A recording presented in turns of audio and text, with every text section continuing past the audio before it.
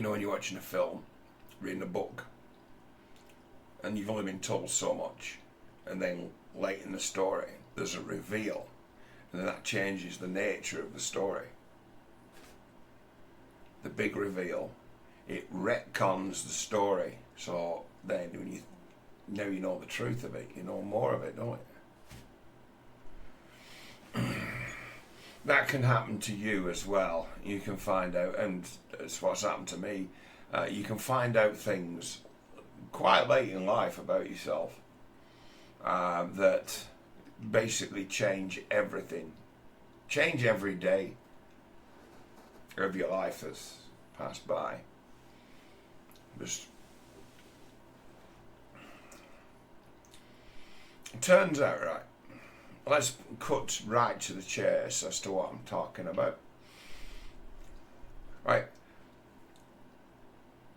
At any stage in my life, if I'd have been attached to an ECG machine, they would have detected that I had a severe case of heart failure almost immediately. But I'd never actually been on an ECG machine until last December.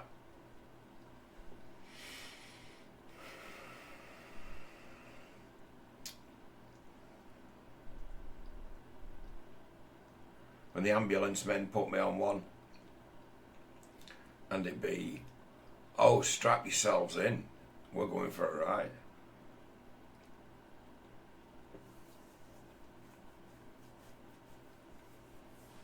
The lights and the sirens are on, even though it's 4 a.m. But at any stage of the game, if I'd have been on one of those machines for whatever reason, it's not something that they normally do to people. They have to have a reason to put you on an ECG. I mean, shit, they've got to put all those sensors on you, haven't they? It's a lot of trouble. You've got to take your shirt off. And it's like they've got hundreds and hundreds of hours of telemetry, ECG telemetry from me.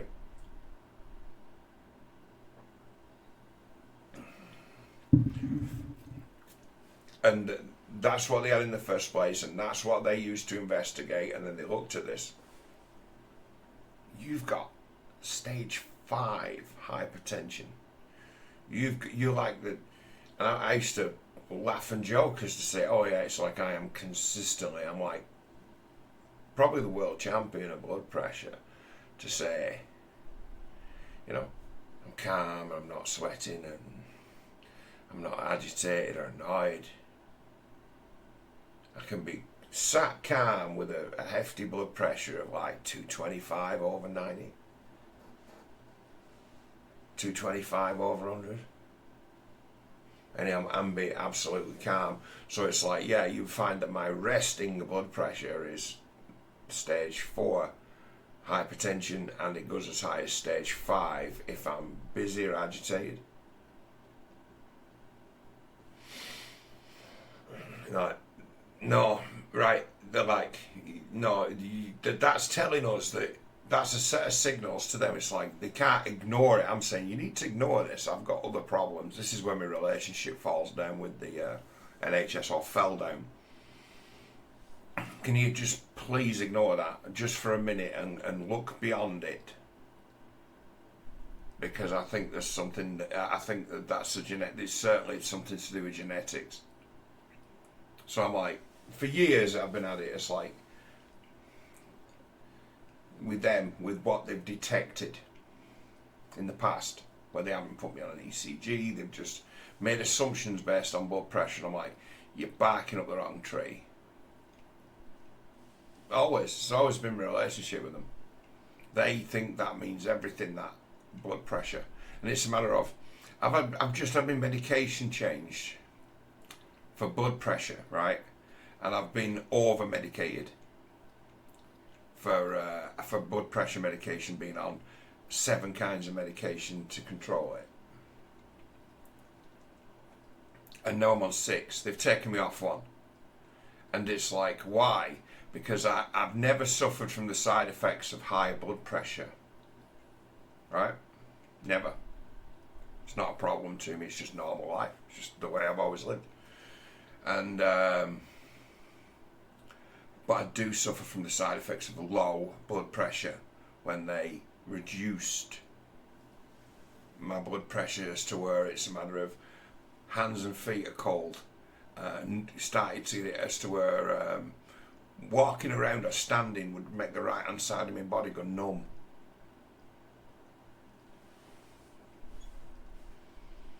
Like, oh shit, it's like you're now suffering from the ill effects of low blood pressure. It's like, we need to cut down what you're on. We need to try and stabilise it. And it's like, I've had a medication taken away and it's a matter of, this numbness is kind of subsiding. This cold hands and feet, it's like, hey, maybe it's... So it's like, they've learned something new again. I do suffer side effects of low blood pressure if you use chemicals to artificially lower my blood pressure, and that's a problem too. That's a strain on my heart as well. So they're like, okay, they're specialists who've had the heart guys, the cardio guys who's had a look at all the scans, the MRIs, the ECGs, the echocardiograms, they've got it all, X-rays. They've looked at it and says that actually it's like, he's been right all along, that blood pressure's got absolutely nothing to do with his heart. It's like, no, it's like we're looking at it now, and it's a matter of, since I had the heart attacks, I've got like severe. I'm still recovering from them. I've still got severe problems with stamina, and I'm still at risk of more episodes. More episodes makes the heart weaker. So it's like, never had this problem before. I'd had my bad days in the past. I used to just blame it on smoking, didn't I? I had my bad days in the past where I was struggling. Overdid it. But it's like I was nothing like as just knackered as I am now. And it's like, sooner or later they're going to probably work out that it's the blood pressure medication that's robbing me of my stamina, and that the system actually works. System, John? It's like, yeah. It's like, all along I've been telling them guys, I'm not saying this is a relationship, this is what my life is. I've been telling them, it's like, no, you're backing up the wrong tree. There's some problem. If I've got a problem, it's a genetic one.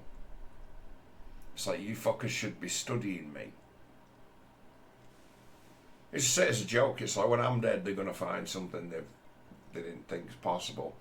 And it's like, it turns out you were right, John. And it's like, when I used to go, years ago, when I used to go to see like Reiki practitioners and stuff like that, and they used to say, I used to actually feel benefit from that, going and seeing the Reiki lady, and she'd be like, I've been here 45 minutes, that session lasted, and I'm like, did it? It was like being just 5 minutes for me. It's like, fell asleep.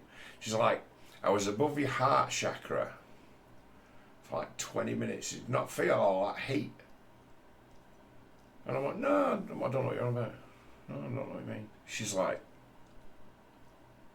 and she was like fucking blown away, like this. And it turns out, yeah, if truth be told, it's like, yeah, whatever she was doing was could have been said to be some kind of almost radar that found some kind of electrical anomaly. Because, back then, the situation that is now was the same back then.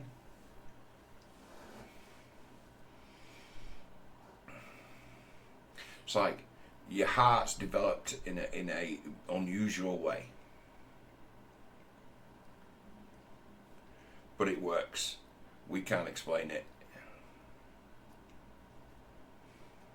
They're like, no, that system you've got on that blood pressure, it's like you should have been having them for years. You should have been having heart attacks, constant strokes, It's like, nah, you shouldn't be here. We've got they're like, we've got they've got information of me from being 26 and having 225 over 1 fucking 10 crazy blood pressure, and it be we know this, we knew it then. It's like, you don't live like that. There's something seriously wrong, and I'm like, well, it's normal for me. It's a matter of I now have to face the truth of it. I'm a full-on mutant. My my case is now being sent to the genetics people to study, and I'm on a waiting list now where I'm not going to hear again from a specialist for another year. Just to have somebody look at my paperwork, and then it's like cardiac heart people like, we can't do nothing for this guy. You know, and if you want to, anywhere where the NHS falls out wrong, it's like they've had to investigate, and I've gone along with it, I've cooperated, and I'm like, right, we're at square one, aren't we? Yeah. We're exactly where we started. But it's like, I think that my situation's actually quite grave. So I think probably to come off the medication would be on the blood pressure side of the medication. To higher the blood pressure would be to increase the risk of windows as to where I could just have another big heart attack. It's a trade-off. So it's like, while I'm in essence recovering, all the meds have made it. I think the meds are mostly to blame for, because the drastic lowering of my blood pressure, and that's probably why I'm in a situation where I can't. Most I can do is get round an Aldi.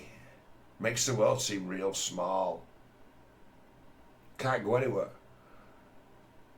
So it's like, all I get to do is visit the odd supermarket, and I can manage on a flat ground as long as I'm not pushing the trolley.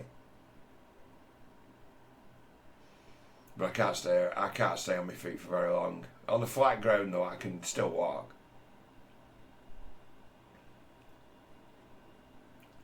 So it's like, what I can do is very limited these days, until it's a matter of any signs of fatigue. It's like, we're done.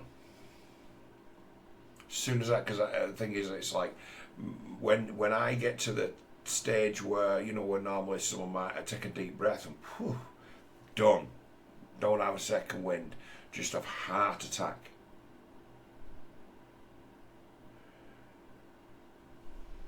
So it's like, what is a kind of jury-rigged system, being my respiratory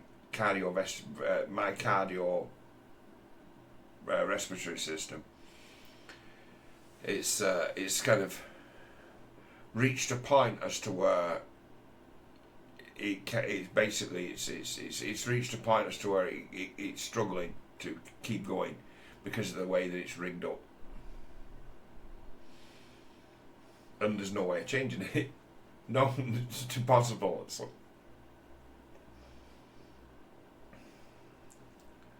it's like, you, sir, little unknown to everybody, you've had this ticking time bomb of an heart condition your entire life, and you've lived on the edge of heart attack your life, and eventually it happened. But it took fucking years, but you've been living on the actual edge of it. It's like, your heart muscle is massive, your heart, massive, weak, and your left ventricle doesn't appear to work very well at all. And it's a matter of not enough blood going around my body. Never has been. And it'd be something that I think there's a way of looking at it. It's like, everything I ever wanted to do, or where I've been disappointed, or I've been knocked back, or things haven't gone well. Things wouldn't have gone well anyway. Basically, I was in almost every endeavour questionable in my fitness from the very start.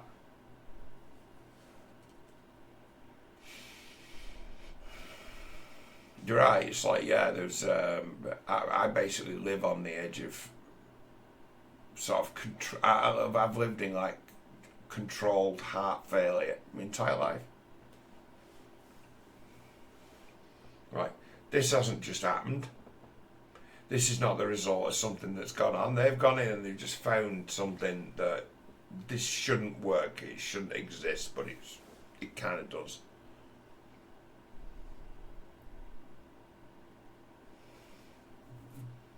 So it's like things in the past where it's like I've had opportunities and I'll have an excuse or two as to I had high hopes and things never came of it.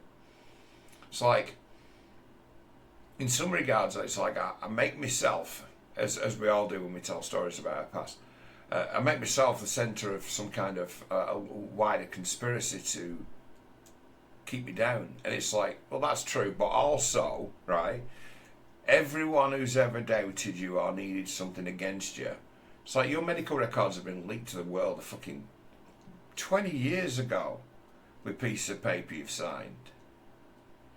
It's like, anyway, you turn up, it's like a guy like myself turns up, 30 years old, quite competent, good talker, intelligent, knows a thing or two, useful. And it's like that part of the application form where it says, have you got anything like wrong with you medically? And you put nothing at all. But you do sign off and give them the permission to get in contact with your doctors, and you just go, yeah, well, whatever. And they actually do that. And then the last thing they've got on record at your doctors is that this guy's got stage 4 hypertension. He's probably not going to live very long. What do you think the employer thinks, who's had a look at my application? In essence, make me a liar and an absolutely massive twat who's trying to, in essence, foist damaged goods onto them. And it's like, now I understand that, so it's like, even I would never have hired myself. Too much of a risk. It's like this guy could just die on the... Don't give him a driving job. He might die at the wheel, and that'd be a fucking big problem when people get hurt. And you're getting sued. Don't hire him. Seriously. I mean, he's in denial that it would be a matter of... My medical records say this guy's in denial of a severe heart problem. Would you have hired me? When it's like, we're not allowed to talk about it because it's a funny thing, medical records, but you signed a release to say that we can get in contact with your GP, and we did. We can't directly speak to you about it because that's like kind of off the table, but you haven't told us. And that's why we can't talk about it. So you, sir, are acting in bad faith. You're a liar. Paperwork here says you're on death's fucking door. And I'm like, I am guilty of this. And I can't look past it. I can't see past it. Now I understand. No, I'm not, because basically I'm like, them doctors are fucking crazy. There's nothing wrong with me. They've been bugging me my whole life about this. That's my story, and I be telling the truth.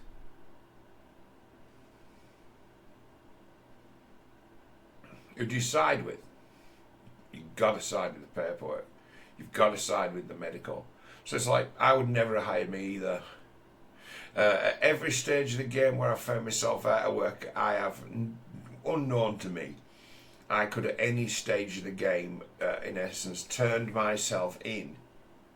And I used to avoid doing this because I do not like being this, ward of the state kind. I see it as that. It's like, you're not doing anything and you're getting money. I don't like it. And it's a matter of, what's your purpose? I'm someone who's, in whatever I've been doing, I've been used to being just doing something. But now it's like, any stage of the game, for completely valid reasons, at any stage of my life, I could have walked into a doctor's surgery and said, look, I ain't well, and I shouldn't be working in some fucking factory. I'm dying. And they take my blood pressure, give me an ECG, and fucking 100% agree with me as to say, yeah, there's something seriously wrong with you, mate. Any stage of my life, part of me knew it, part of me didn't want to face it. So it's a matter of, you get it where it's a matter of, it's like, you John, you're a smart boy, and it's like, you've not been in any trouble either, why can't you? How come with all these companies you've applied for have knocked you back? And it's a matter of, I don't know. Why can't you find a job? I don't know. And it's because the big builders of information databases and the like have been in business now for a good 30 years, and my information is out there. There'll be nowadays there'll be fancy scrubbing software that where they've probably the likes of the big data employment, just like bounty hunting at one time, head hunting, all the resumes out in the world. If your resume is at any time in the world being in digital form, it's been leaked. It's in the hands of the recruiters. That information is out in the world, and over the years it's been amalgamated. You can there's probably services out in the world that are available to recruitment consultants for searches that are pretty staggering. Going through your work record to be able to find all kinds of things. There'll be services out there where you pay a subscription of about £100 a month to have access to a database that tells you everything what the recruitment consultants know. And it's like, my CV's been around because I was seen as being valuable, because there was a time when I could just do a screen print of my figures and say, and my statistics. Oh yeah, you know what you're doing. Yeah, okay. And they'd be interested in that. So they all know. Sign a piece of paper, give people permission to find out. So they all know. Once they've got that info, they don't hold it. So it's like, now I fully understand it. It's like, not that I've been sabotaged. It's a matter of, no, the medical establishment have got a marker on you. You are. They want you to return, and it's going to stay there until you do. And lo and behold, it's like, I lost my bottle, didn't I? Having my third one, lost my bottle, and rang an ambulance. And it's a matter of, oh, we know you. And they're like, we were right all along, and it's like, no, you weren't. I was. All you were bothered about my blood pressure. I was telling you, no, I've got different problems. I always thought there was something wrong with my lungs. It wasn't. It was always my heart.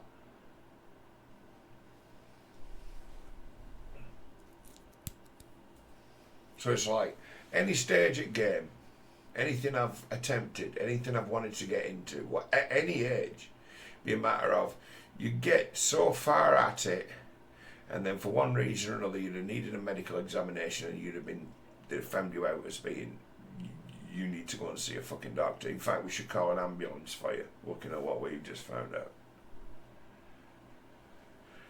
Right. And then me see that as you as well. Fuck no, because to me it's normal to be running like that. It's normal to be that.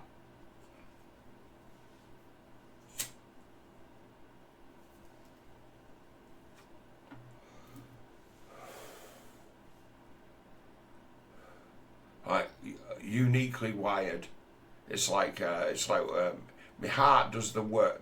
The right side of my heart pretty much does all the work for my entire heart. Right side of my heart's healthy. Left side of my heart doesn't work. Although the ejection fraction, as was when they first detected for it, is now higher. I'm out of the realm as to where they'll fit me a pacemaker. So that's a cool thing I avoid.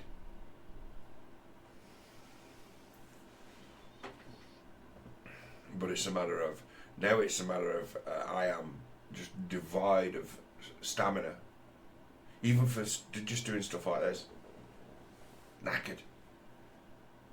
Just knackered.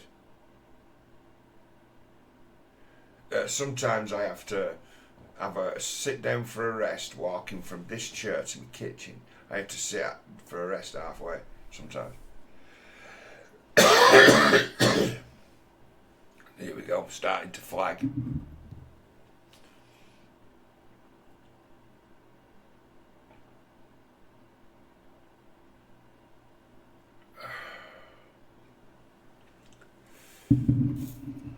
But yeah, I have very, very low limits as to what I can now do.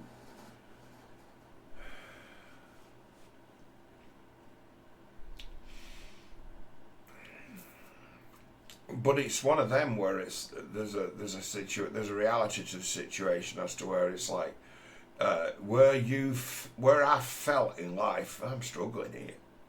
I was. It's like as it turns out, John, life has been actually a lot harder for you because you've had to actually exert miles more effort to get the same result as everyone else, physically. So like, if my school teachers had known about my heart condition when I was in my teens, they wouldn't have had me running up that fucking insane Shawclough Way hill on cross-country runs. I never ever completed a cross-country run at middle school, ever. I could complete a cross-country run every other school I went to, but not that one. And it was because the end of the course, I just couldn't do it. This big steep hill, run up that. Like, just refused. I would just stop. Everything had shut down. And I'd be sat. Water, give me some water. And then drag myself back to school. Like, literally, and they were like,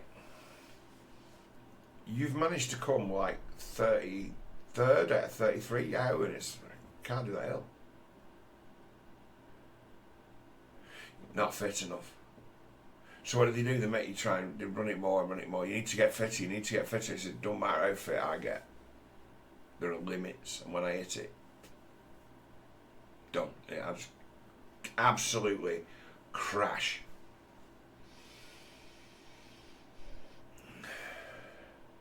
And it's a matter of, over the years, the limit of what I can do has decreased and decreased and decreased and decreased and decreased and decreased. Made worse by the fact that I'm one of the world's biggest fools. In turns out I had a trapped nerve in my back for 22 years. I went to see osteopath. In the end, I went private for my back. It cost me like 500 quid. Not a lot of money, but a lot when you've got nothing. It cost me 500 quid.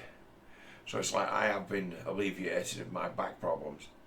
And he also threw in, he fixed a trapped nerve in my neck as well for free.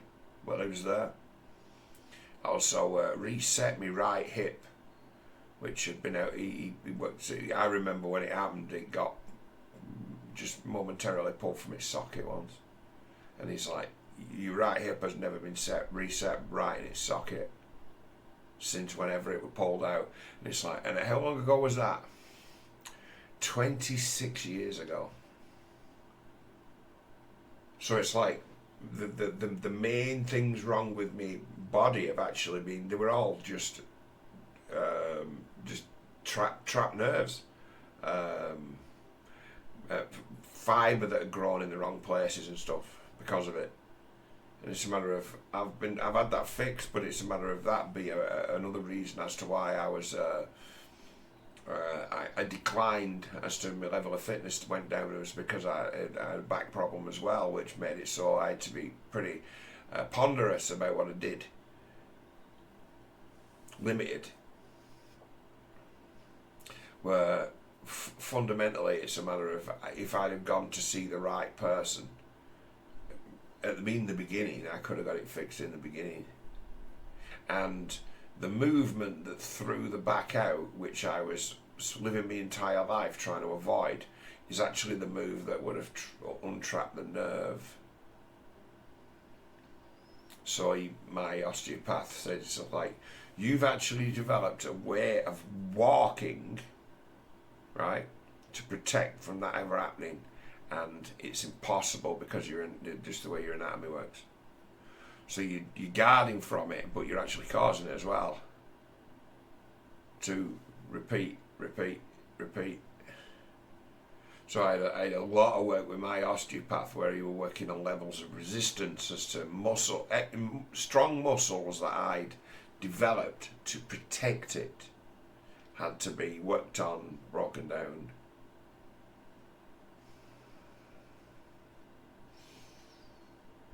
I get back pain now, and it's the contraction and retraction of all the fucking connections that I strengthened for years, walking in a way that made sure I didn't twist.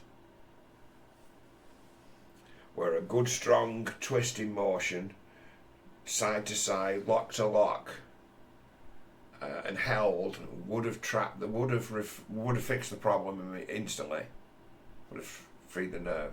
So it's like, if that happens again, I've been taught how to untrap it myself. So it's like, other than that, it's like, no, you clean bill of health, mate. There's nothing seriously wrong with you. You just had a trapped nerve. There's nothing wrong with you. It's like no signs of things like cancer, no signs of things like diabetes, no signs of anything other than you've got this massively defective heart that you've always had. This ain't new. It's like, this isn't, it's not down to anything you've done. It's like, if you'd have been a drinker like you were when you were in your mid-20s, you'd just died by now anyway. You'd have had just a big heart episode and be drunk as well at the same time, and that'd be what killed you.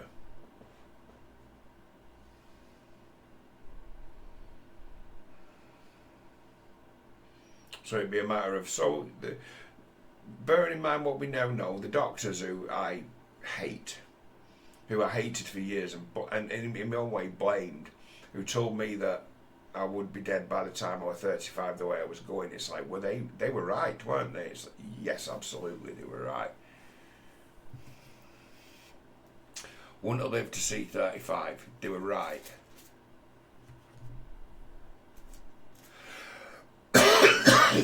Every time, this is a thing as well, every time that information in the world about my bad heart was used to put a block up in front of me as to say, no, you can't do this, they were right as well.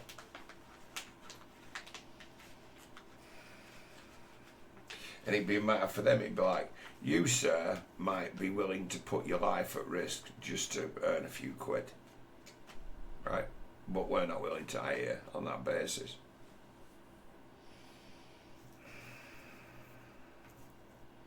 I agree with them 100% wholeheartedly. Now I know. Now I know for sure, and there's no uncertainty about it. We've got the pieces of paper that prove it all true. It's not their fault, is it? And it's not mine. It's a matter of, you, sir, have probably been dealt the cruelest deck of fucking cards. Genetically. The cruelest deck of cards. It's like, why? It's just because most other parts of you work perfectly well. In fact, almost too well. Very well indeed. It's like you've got upsides, but you've also got massive flaws and weaknesses. And it'd be a matter of, part of me knows I've in essence been like genetically set up to fail, or in some regards genetically set up to fucking burn out and die in my mid-20s. Probably be long dead before anything be thought about as to maybe this guy has some kind of just as dead. You know, it's like they're not going to do some study into your genetics and strangeness after you're dead. So it's like,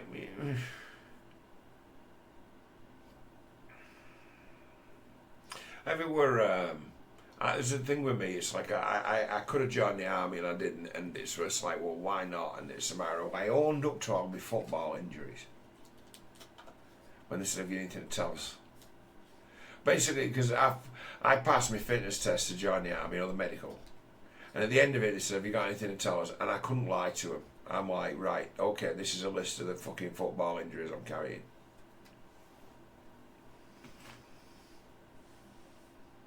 Saved me a load of bother as to when, because it's like in basic training, it's like if I'm carrying like what you're playing football with an injury, and you can manage for 90 minutes with it carrying an injury, but can you manage training all day on it? And it's like, no. So I owned up to it, and they said, right, okay, we're gonna have to halt your application, and you're gonna have to go to the Army Medical Hospital. We're gonna have to run all the tests in the world on you. And I didn't go. I just cocked off. Just like, oh, well. I had the travel pass where you can go and get a train, but I had to make my way to like Knackered, and I was only fucking 16 or something. And no support from anyone else. So in the end, I just ended up not going. But if I'd have gone, they'd have found out then, no, you can't join the army, mate. Why? Because you've got a bad heart.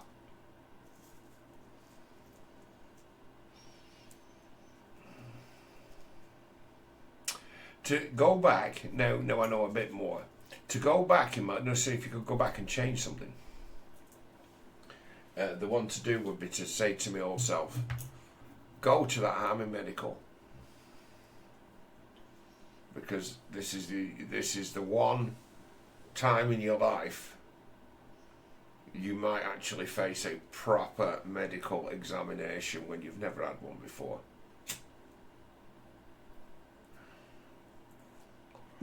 It would have been fucking awesome to know when I was 16 or 17 that to say that this is the truth of it. Because my options wide fucking open back then. I'm not someone who should ever have been fucking dragging trucks around in a warehouse or carrying bricks on a building site. Never. Should have been nowhere near that. Ever.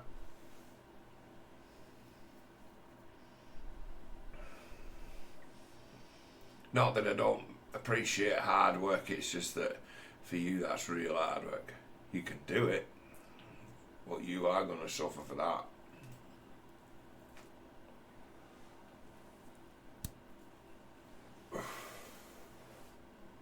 So that kind of activity is killing you. Most people do them good. It's killing.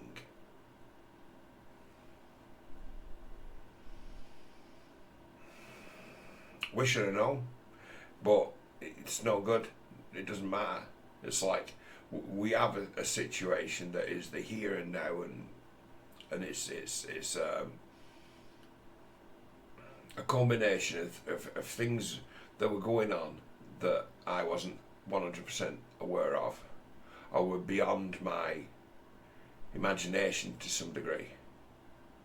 So it points to me a great big flaw in my own logic as to, you John, you differentiate yourself from other people, and you have a different way of seeing things in many cases. Not that you're right or wrong, but you do. And it be your assumptions about the others are absolutely valid. It's like you were so fucking alien from them that you were right all along. But it be that you've got basically major differences in how you function than everyone else does. And that's why other people seem so very different. Like, I see people as like uniquely different.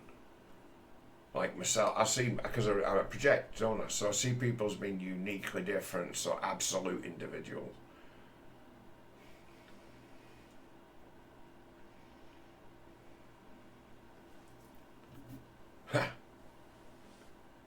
Because it's like, yeah, there's something different about me, and it's like, well, what is it? No one knows, but everyone can tell. They know there's something different about me. Sense it.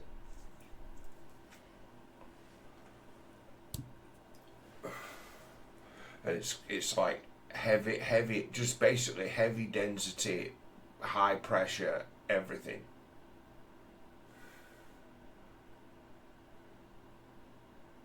It's like there's a thing that they can't suss out, which is why it's been sent to genetics, where they tested for something called, talked about this previous, Fabry's disease, which is what they call a metabolic storage disorder. Basically, there's something wrong with your enzymes, as to you're not actually producing as much energy as you should be, and it eventually kills you out. Your system starts to brown out when you're not producing enough energy, right? I had 7 of the 10 symptoms of that. And they thought they'd sussed out what were wrong with me. That I had a hereditary genetic disease. And fuck me, in working class families, if you start looking for heart attacks and heart defects, it's like half your relatives have died of heart related. Yo, he died of heart failure, he died of heart attack. You say, but you're also a piss pot, wasn't he?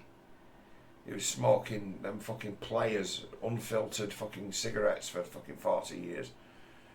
Like, mate, you think that might have got him? He worked in that asbestos plant.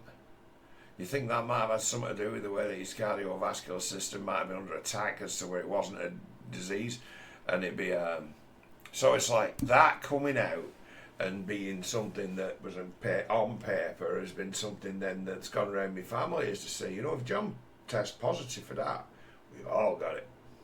And that's what they were saying to me. It's like you might have a genetically defective complete family line. If you've got this, it means your father's got it, it means your grandfather's had it, it means we just have to suss out what line of family it's gone down into you. And it's a matter of, it could be either. If we're starting to poke around for people who died because their heart stopped, which is what they end up looking at. It's silly.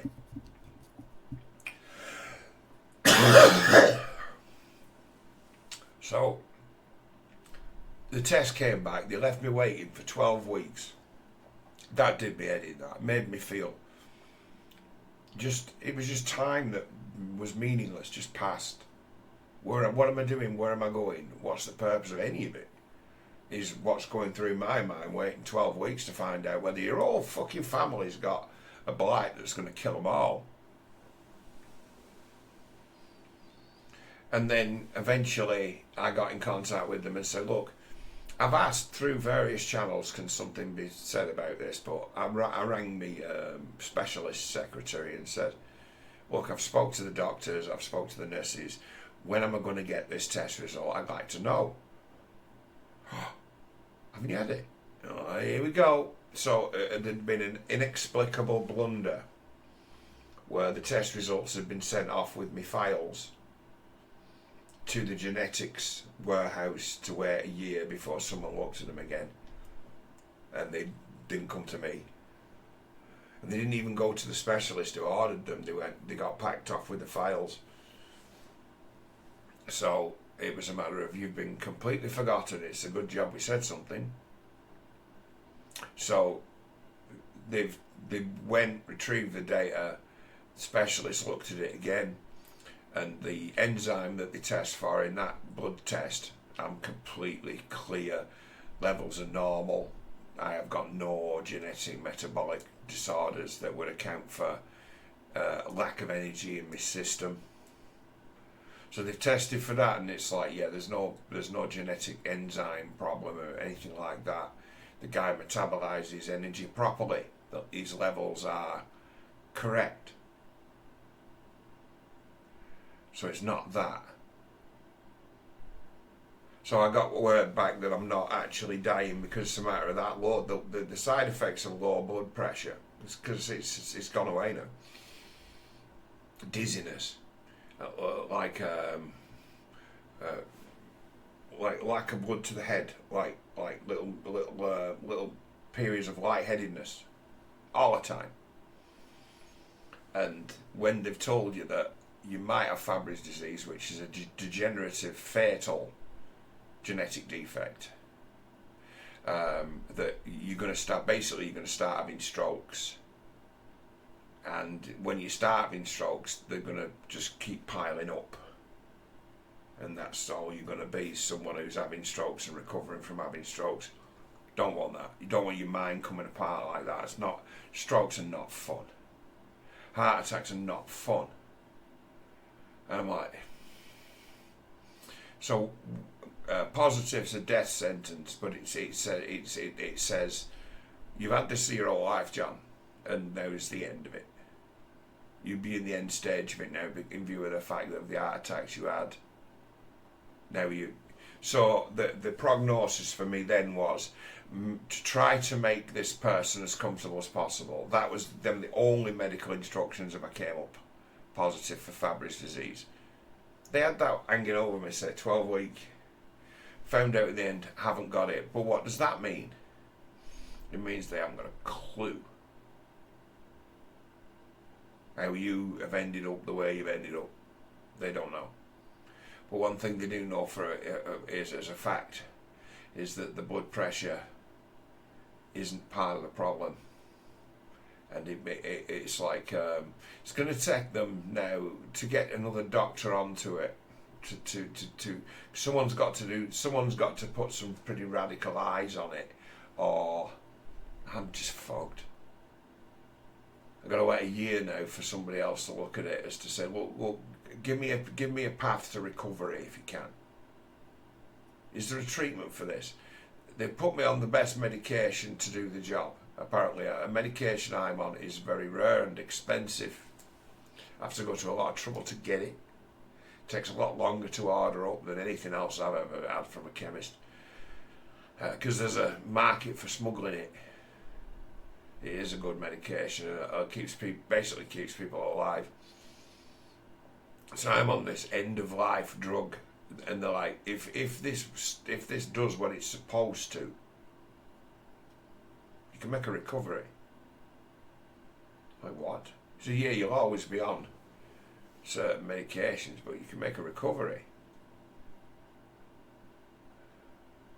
So in some ways it's like, right, okay, basically they've got no fucking answer as to what's wrong. They can't give what I've got, I'm afflicted with, that they can prove exists, and they've got all the fucking paperwork.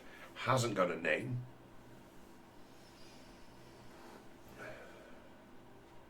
Hitherto unknown.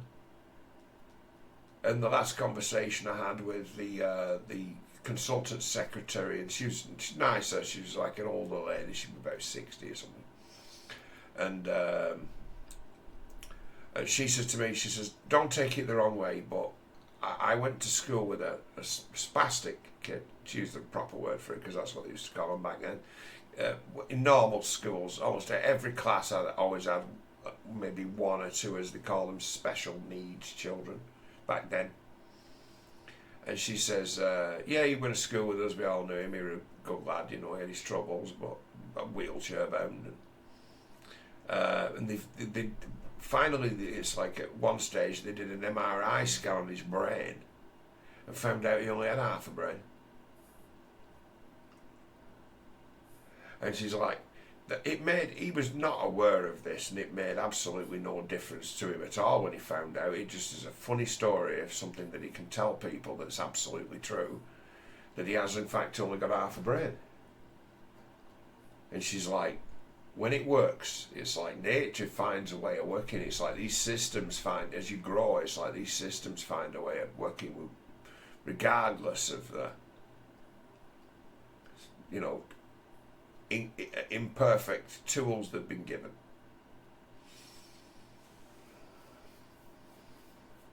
She said, she says to me, it's like, you're just in that. It's like there's nothing anyone can do about it. But it's a matter of, think of it that it's normal for you, so it's like you haven't necessarily suffered because of it. And I'm like, yeah, I can see why that's the tale you tell. It's a good story.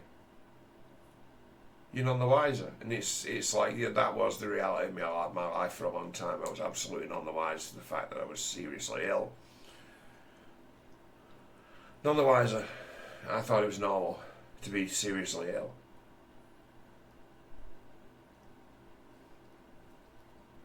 No frame of reference. I've only ever lived my life. So things are a bit at the moment. I've got questions about everything. Personally, by way of the realisation that I was doomed to fail from the very beginning is kind of disheartening. And it's only disheartening because I didn't know.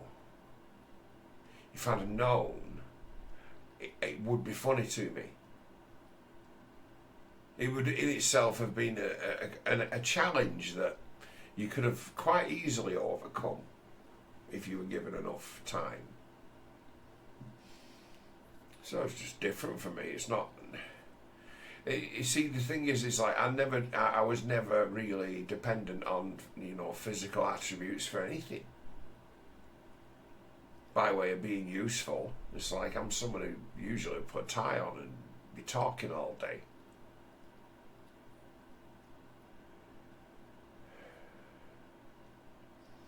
But just to have known, or just had a clue. I had a clue, but I didn't chase it down. But it's a matter of, at any stage of my life, if I'd have had an ECG, they'd have found that my left ventricle doesn't work properly, if at all.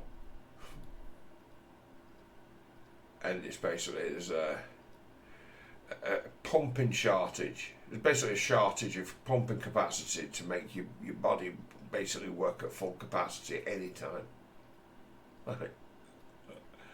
How does that manifest? Well, it does its best to cope. You've got blood as thick as treacle, and that's what your heart's pumping. And that's what it's throwing around, and that's what it's used to. That's what it runs on.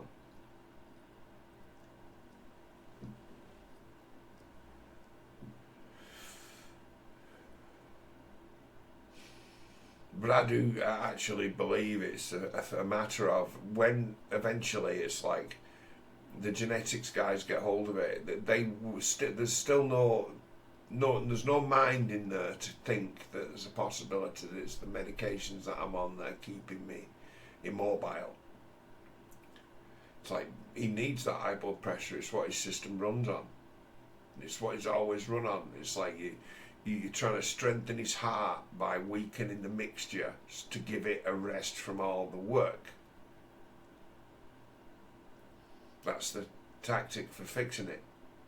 It's not a bad tactic, but it likely means that now it's like I look at it where I'm just fucked. But it might not be the case. It might be the case that there is an outside chance if the medication does what it's supposed to, and I cooperate, I could get better.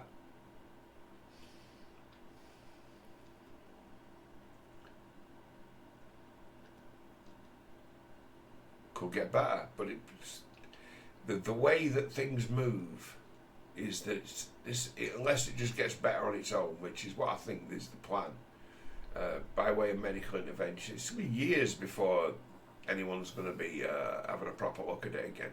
Years.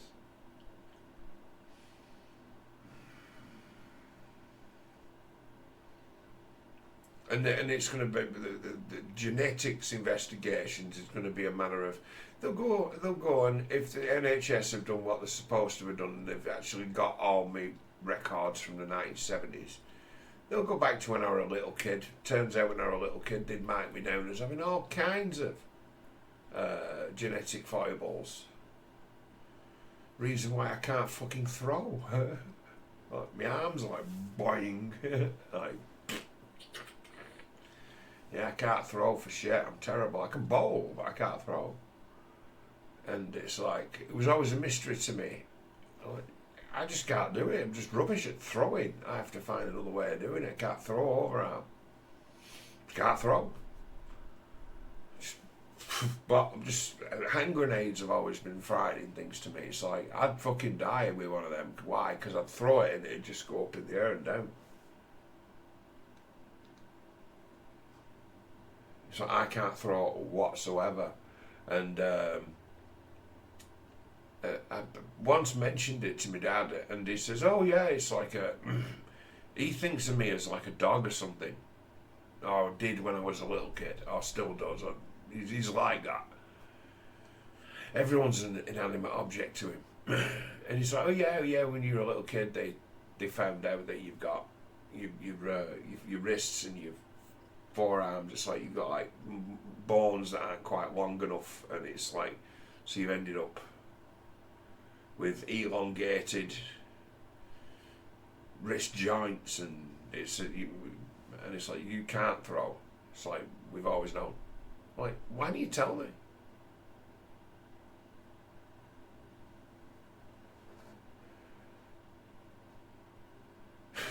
Why didn't you give me a clue? I've been trying to throw all these years, thinking, what is the trick to doing this? Or throw it, just can't aim. Can end up anywhere. I can end up trying to throw it long and it hitting me in the face. You just can't control it when you start to try and whip things as fast as you can. Uncontrollable. It's like just rubber. And it's like, no one ever told me. Kind of found out. It's like weaknesses. Same with my ankles, actually. My ankles are weird like that as well. So my feet are almost not attached to my body, so flexible, but then make them also so weak at the ankles as to ankle ligaments, tendons have been history from my life since I was in my teens, pretty much.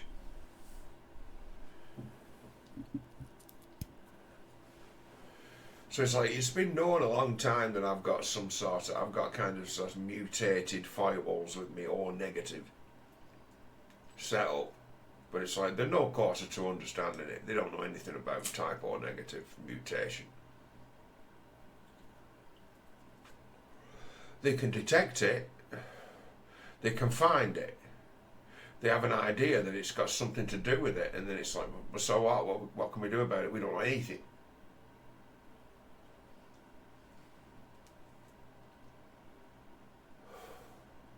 So I'm saying, it's like, it's a thing, right? When you come and realise it, it's a thing to say you're a type O negative. You've got the blood of the elite, and then to recognise it as a thing is to say, it's like you're descended from some of the great survivors of history.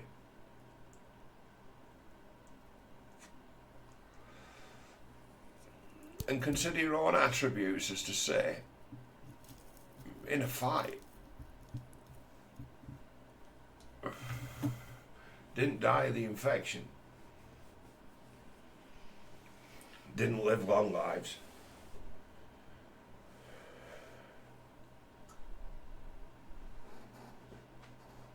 and it's like, you might have that spirit, but what comes along with that being fucking hell, you're part of an inbred bloodline that's basically blood type and the like, and genetics are actually made to kind of enhance mutation. You're doubling down on mutation.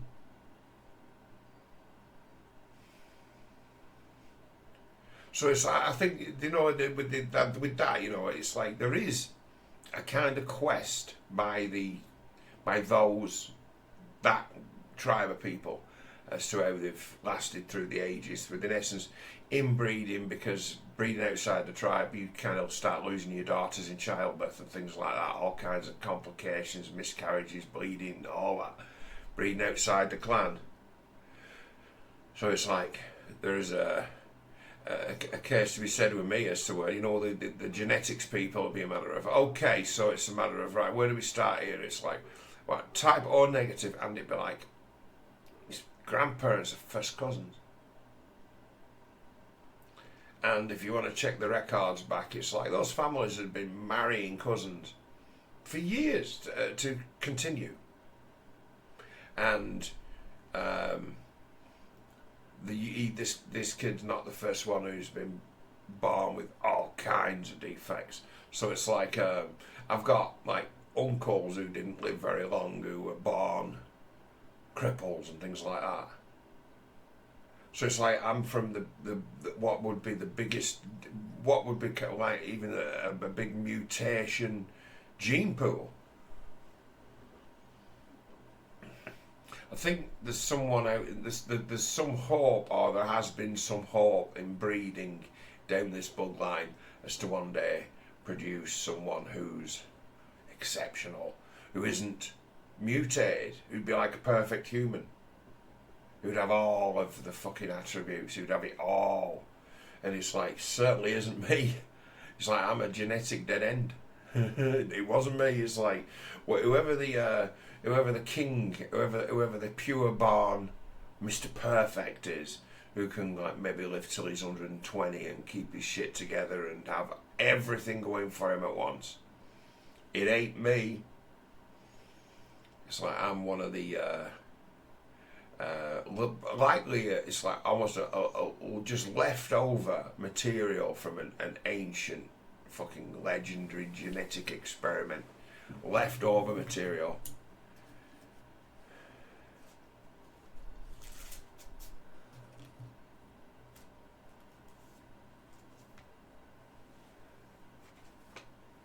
Yeah, but it's like, you're mutant, you're a mutant, you're mutated, you're a mutated person. You've changed. You've had to change, otherwise the system wouldn't work. And your body's found ways of working. It's like you're a diesel engine that runs on chip fat.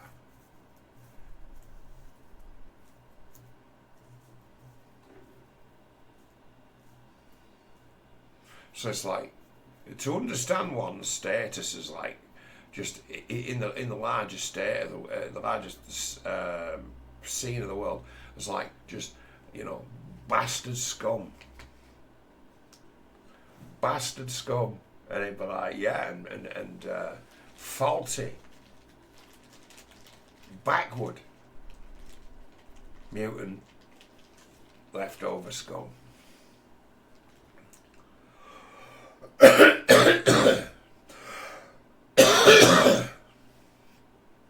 It's like this sort of setup as to being now just could put one of these people who's just, well, mate, you don't need to get sick notes anymore. I'm one of them now.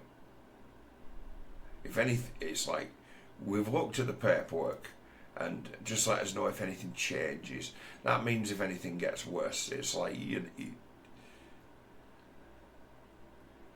it's now one of them where it's like there's no question here as to where people swing the lead and crack on that they're sick to go on sickness, to go on benefits.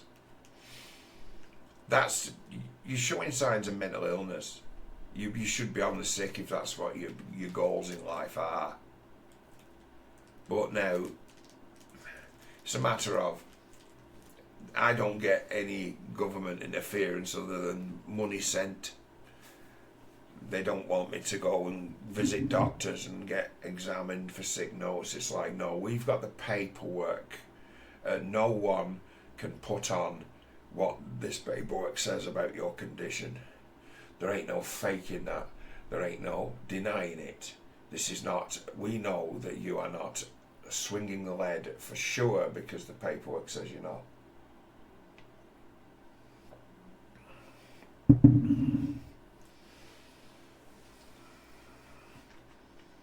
It's like the paperwork kind of doesn't make sense as to what's wrong with you, but these measurements here say that your heart is fucked. And this MRI scan shows us something we've never seen before. And it'd be, that's not normal.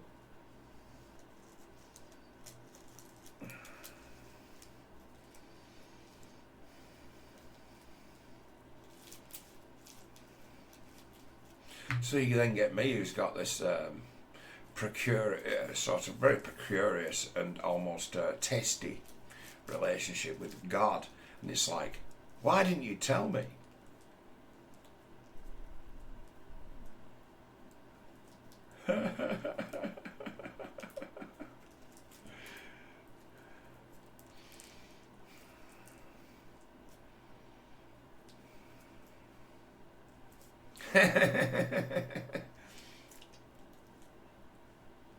And then you send that one up, it comes back and it's like, no mate, it's like you're fit for purpose, and you just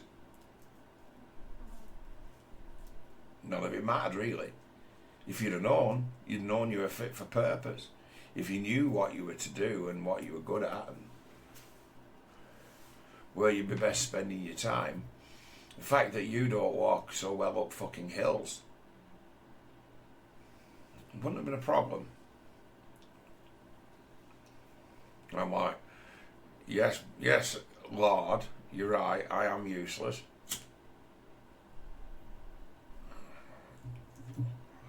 Could have found out, didn't.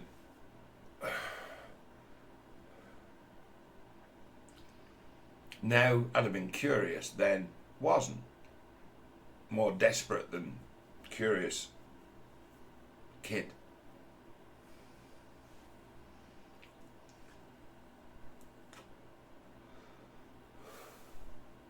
You see, this is, my whole life is actually based on the decisions of a kid who I don't recognise anymore, really. It's something, I think that's universal you come up with when you're getting towards my age. Certainly when you've come to find out that that guy was a bit of a didn't really think about the future at all, and thought people who did were fools. Oh yeah, I thought I were a clever kid doing exactly what I wanted to, by whatever means I could get my hands on. And in that now, I see myself in a lot of those taters, them kids who are in the Tate cult, switching to another lane just briefly. I see that foolish kid I was, who's actually sick and should have found another way of living, and didn't. Who didn't listen to anyone.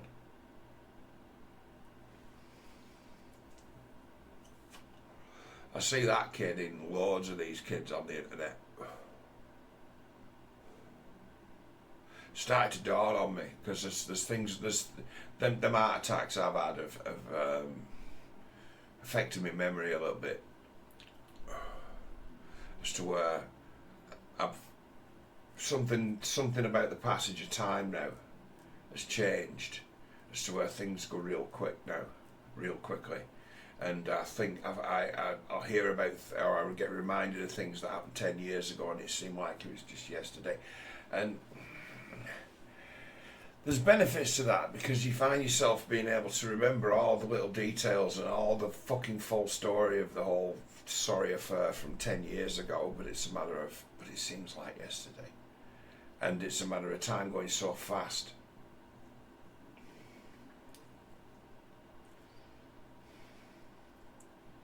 Finding it hard to adjust.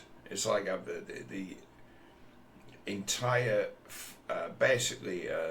foundation of my, if you like, identity has been altered. It's like the tale was a bad tale, and now it became a inevitable disaster. And it'd be a matter of, well, okay, it didn't have to be, did it? It's like if I had just had a clue, but would I have accepted it as being true? Maybe I would, maybe it might have suited me too. Maybe I'd have took the advice and been fucking smart if I'd have been younger. Maybe I'd have listened to the doctors if it ever came up as a matter of, if I can go back in time and intervene. I'd go and see myself when I'm like 16 and say, go to that army medical examination. Not to join the army, to find out what's going on. to learn something about yourself that's going to shape your entire future. You know what strikes me as well, you know, this is a sick thing to think. I'll wrap up with this thought. I've been on for long enough.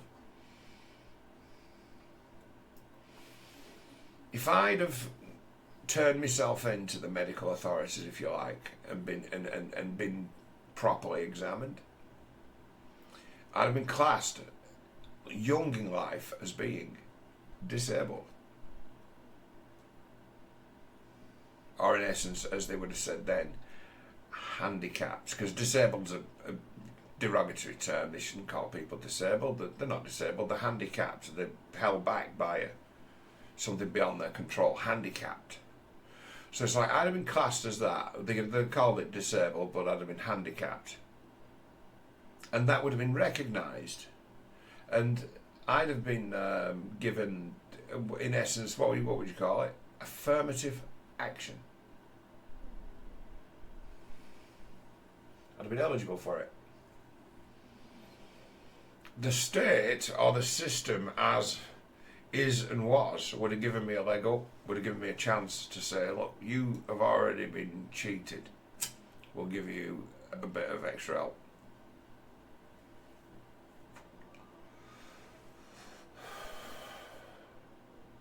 I'd have ended up a completely different person and I lived a completely different life.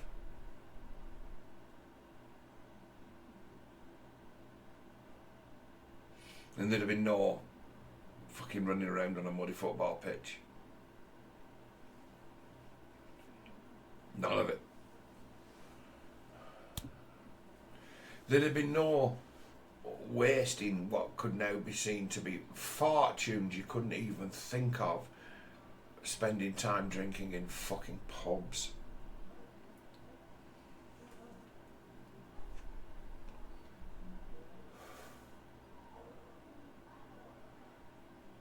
Could have been free from a hell of a lot of nonsense that you thought was important for years. Nonsense. Could have been freed from it. I could have been granted a chance, you know, like a golden ticket. But I wasn't. Why? Dumbass kid.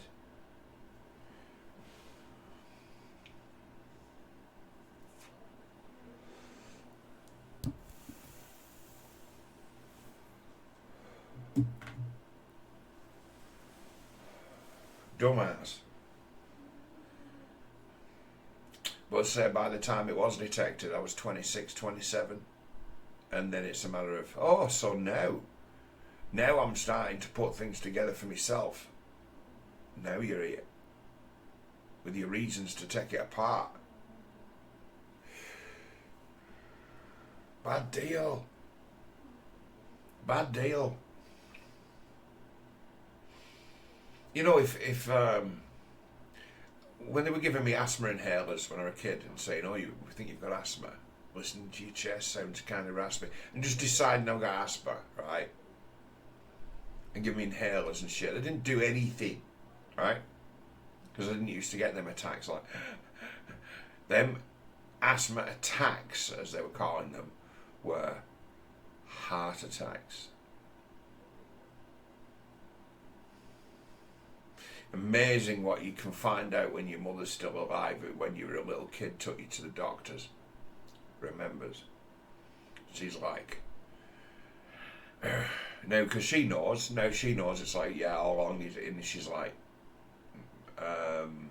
yeah, that kind of makes sense. It's like if you were, when you were a little kid, when you were suffering from shortness of breath, wasn't necessarily related to exercise. It was just something that sometimes you just go down. Grew, as they say, grew out of it. As with the asthma, it wasn't a problem with asthma. It was me. It was that my heart was faulty. And in the end, the right half of it grew strong enough to jerry-rig the system and make it function. That's how I grew out of it. My heart grew bigger and bigger and bigger and bigger until it worked.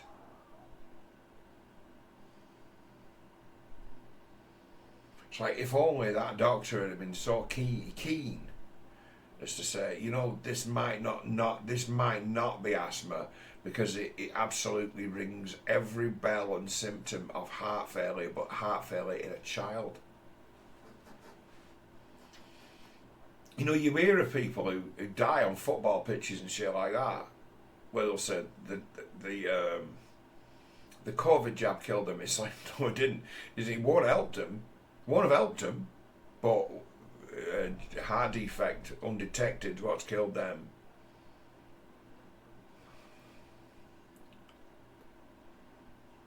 It's like, there's a lot of it. It's like, the right set of circumstances, coming in the right place, at any stage of the game, I could have just gone down like one of those guys on a football pitch who just dies. And it's like, they told me that when I was in my mid-20s. And I'm like, really? And they were right. It turns out they were right. I could have just died, and it'd have been, what's wrong? Dead. Just choked to death. Just suffocate middle of the field. Just go out in fucking agony, turning blue and everything.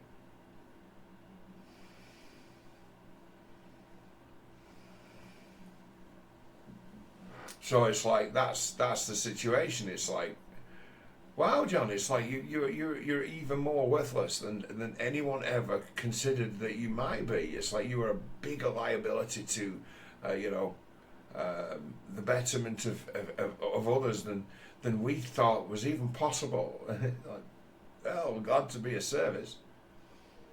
But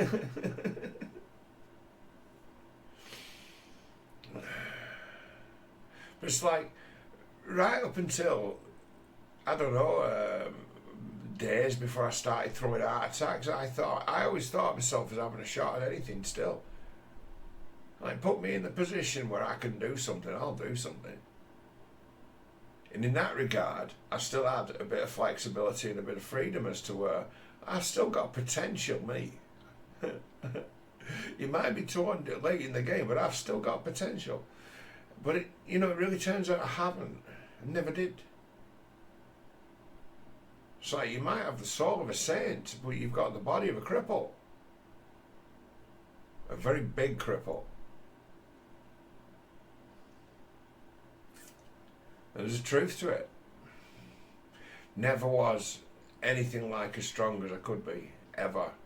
And it'd be like, I'd have days. And I've had many a day where it's like, you are phenomenal. What you can do. And it'd be just incredibly inconsistent.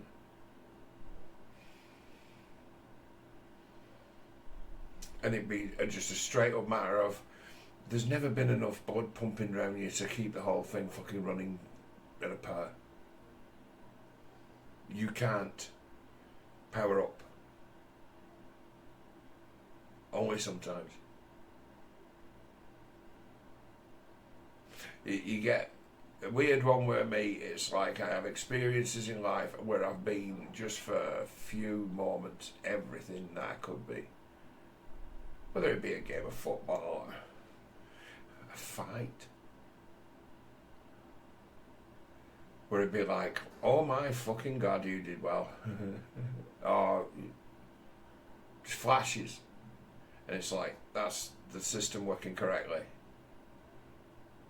And to me, it'd be an elusive thing. It's like, 1 minute I can do it and the next minute I can't. And it'd be a matter of, well, we know why now. So there's some comfort in knowing why it doesn't work. Or why it doesn't always work.